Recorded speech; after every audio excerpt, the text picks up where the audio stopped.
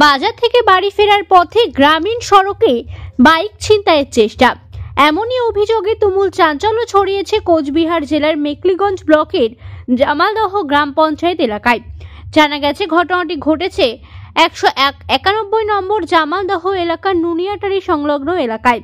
বুধবার রাত 9টা নাগাদ জামালদহ বাজার থেকে নিজের মোটরসাইকেল চেপে বাড়ি ফিরছিলেন নুনিয়াটারির বাসিন্দা মিঠুন বর্মন।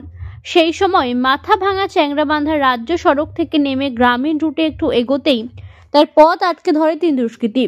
চলন্ত বাইক স্লো হতেই বাইকের চাবি ছিনিয়ে নেওয়ার চেষ্টা করে দুষ্কৃতীরা, কিন্তু কোনোক্রমে ছিনতাইকারীদের কবল থেকে পালিয়ে রক্ষা পান ওই যুবক।